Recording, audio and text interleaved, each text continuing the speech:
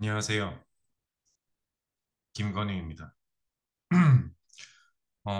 점성술을 공부하면서 12별자리에 대한 특성과 성향을 알고 배우고 나서, 그 다음에 이제 12하우스에 대한 특성 혹은 성향을 배우고 나서 둘이 충돌하는 경우들이 있거든요. 그 별자리와 하우스가.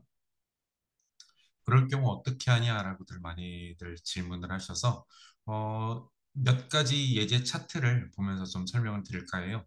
결론부터 말씀드리면 하우스가 우세합니다. 우세하다고 표현하는 게 조금 맞는지는 모르겠는데 그것이 더 바깥으로 표출된다는 뜻이에요. 즉 별자리는 천상의 집이라고 표현을 하고 하우스는 지상의 집이라고 표현을 하거든요.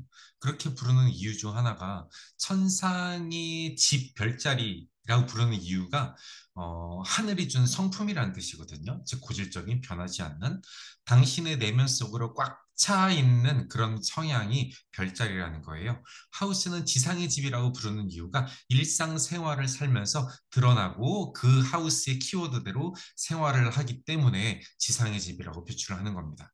그래서 천상의 집이라고 불리는 별자리와 지상의 집이라고 불리는 하우스가 성향이 서로 충돌할 경우에 우리가 외부적으로 일상에서 표출하는 것은 지상의 집이기 때문에 하우스가 외부적으로 표출이 되는 거고요. 어, 몇 가지 한번 예시 차트를 볼게요.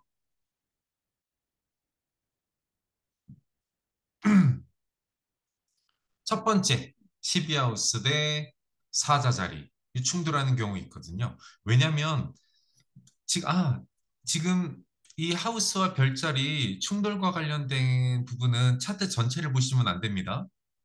제가 이런 경우도 있지라고 한 부분만 보는 거기 때문에 차트 전체를 분석하는 이론이 아니에요. 즉, 제가 지금 말씀드리는 부분이 차트 전체를 유기적으로 분석해서 내용에 조금 간섭이 들어갈 수 있기 때문에 그 부분을 배제하셔야 됩니다. 뭐, 10하우스에 목성 있잖아요. 7하우스에 토성 있잖아요. 뭐 예를 들어서 화성과 토성이 육각으로 맺잖아요. 이런 내용은 아예 배제한다는 뜻이에요. 뭘 보냐면 내 주인이 어디 있는지를 보는 거예요. 지금 오늘 이 시간은 처녀자리죠. 내 주인 수성이 사자자리와 12하우스에 들어가 있죠. 그래서 사자자리의 성향을 분명히 갖고 있는데 내 주인이 거기 있으니까 내 주인이 12하우스에 있으니까 12하우스의 성향도 갖고 있단 말이죠. 그것이 충돌을 하는 경우 이제 어떻게 드러나냐라는 건데 12하우스가 드러나죠. 제가 일부러 반대되는 경우만 모아놓은 케이스예요, 지금.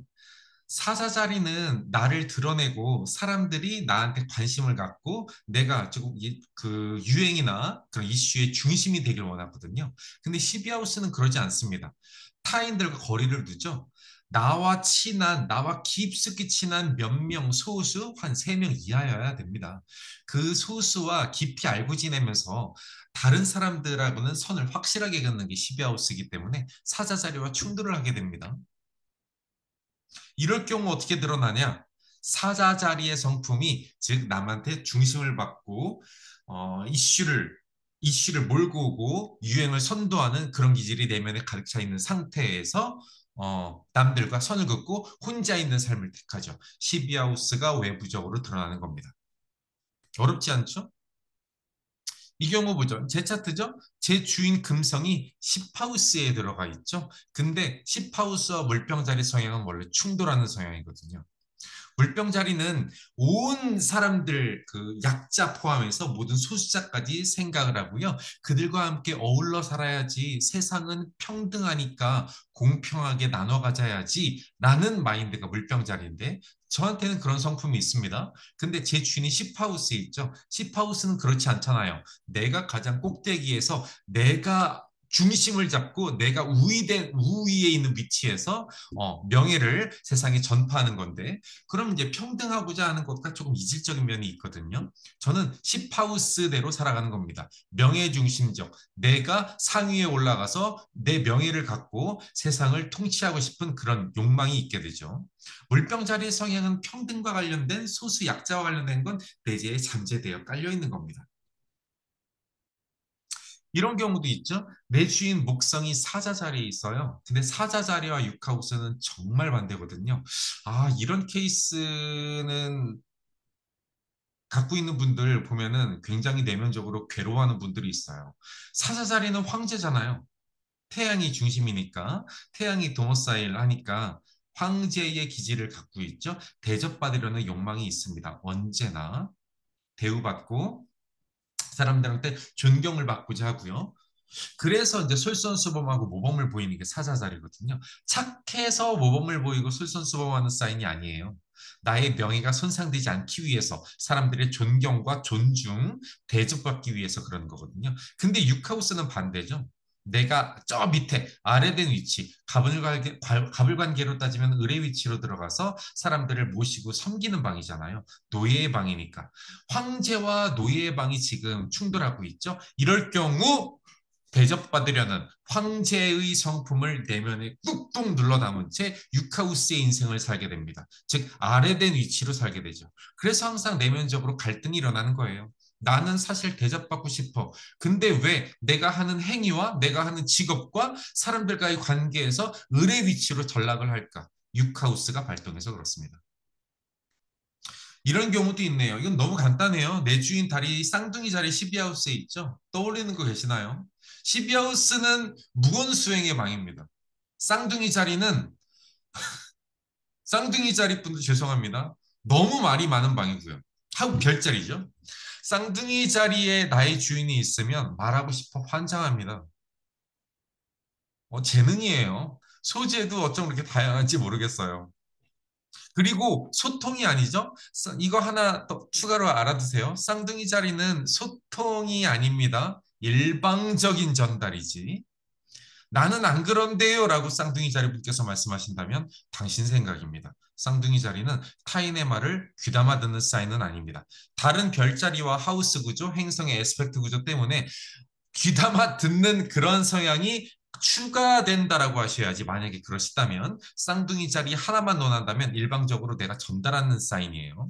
그런데 12하우스는 입 다무는 사인이라고 그랬죠. 무건수행해봐. 이건 충돌하죠. 자, 그러면 내 안에 일방적으로 내가 말을 전달하고 싶은 그런 욕망은 꾹꾹 눌러 담은 채 12하우스를 발동하기 때문에 무건수행을 합니다. 별자리와 하우스 중에 충돌하면 하우스가 발동한다고 그랬어요.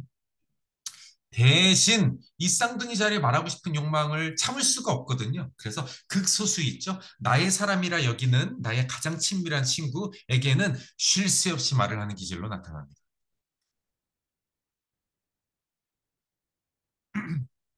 이런 경우도 있네요. 내 주인 화성이 정갈 자리니까 물병 자리에 있죠. 사하우스에 있고요. 물병 자리와 사하우스는 반대되는 부분이 있어요. 어떤 부분에서 반대가 되냐면 사하우스는 12개의 방 중에 가장 보수적인 방이고요. 물병 자리는 12개의 별자리 중에 가장 개방적이거나 이 보수성을 깨부시려는 사인이거든요. 사회적 다수설인 통념을 무시하는 게 물병자리이기 때문에 이건 충돌이 되죠. 내 안에 뭐든지 뛰쳐나가려고 하고 보수적인 부분을 깨부수고 나를 억제해 오는 전통 그런 거를 무시하려는 것도 물병인데 사하우스는 그것을 지키려 한단 말이죠. 그래서 이 구조의 결론은 보수적이 됩니다. 내 마음속에 개방과 이제 혁명을 일으키고 하는 그런 욕망으로 나의 성향이 가득 차 있게 되지만 현실 살아가는 스타일이나 표출되는 성향은 사하우스를 쓰기 때문에 보수적일 수밖에 없어요. 어, 뭐 다른 구조에 따라서 그 보수적인 방향은 딱 각자 구분해야 되는 거고요. 성적인 방향에서 보수적인지 어떤 가족과의 결혼 그런 문화에서 보수적인지는 다른 구조를 살펴봐야겠습니다.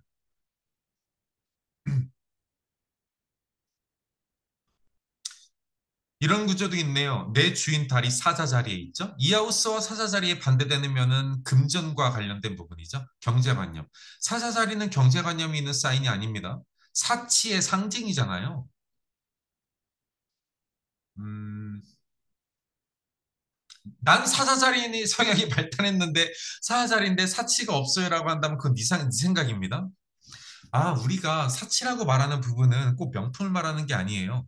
당신이 좋아하는 어떤 특정 부분에 대해서 고가의 가치를 추구하는, 고가의 물품을 추구하는 게 사자자리의 성품이거든요. 그건 일반인들은 이해 못할 부분들일 수도 있으니까, 사치로 규정을 하는 겁니다. 근데 이하우스는 아니죠? 돈을 못 쓰는 방이죠. 차곡차곡 쌓는 방이고, 심하게 말하면 인색한 방입니다. 돈 계산이 머릿속에서 항상 돌아가는 방이 이 하우스이기 때문에 지출 말고 수익 창출에 대해서만 몰입하는 하우스가 이 하우스이기 때문에 이럴 경우 사치와 관련된 강렬한 욕망을 살짝 엉터른 채로 일상생활에는 검소함으로 살아가게 되죠. 제가 좀 말을 예쁘게 하려고 굉장히 노력하고 있네요. 하지만 사자리는 풀어야 돼요. 자신의 어떤 사치 욕망을. 그래서 몰래가 아니어도 저쪽 어떤 한 부분에, 좋아하는 부분에 있어서는 굉장히 비싼, 야, 너 그거를 그 돈 주고 샀다고 할 만한 그런 물품을 소유하고 있을 확률이 높습니다. 하지만 대부분의 일상생활은 검소함으로 들어가겠죠. 이 하우스를 발동하면서 살아가게 되어 있으니까. 이렇게 별자리와 하우스 충돌관에 있을 때에는 하우스의 성품, 하우스의 특성, 하우스의 단어가 우세하고 하우스를 일상생활로 표출한다고 생각을 해주시면 돼요. 그렇다고 별자리의 성품이 사라지는 것이 아닙니다. 때에 따라서 가끔씩 표출이 될 거예요. 잠재되어 있다고 꾹꾹 누르면서 평생을 사는 게 아니거든요. 꺼내서 어느 부분에가 쓰겠죠. 한 90% 영역은 하우스가 담당한다 이거지. 오늘은 여기까지 하고요. 다음 시간에는 별자리나 하우스에 대한 새로운 내용을 갖고 찾아뵙겠습니다.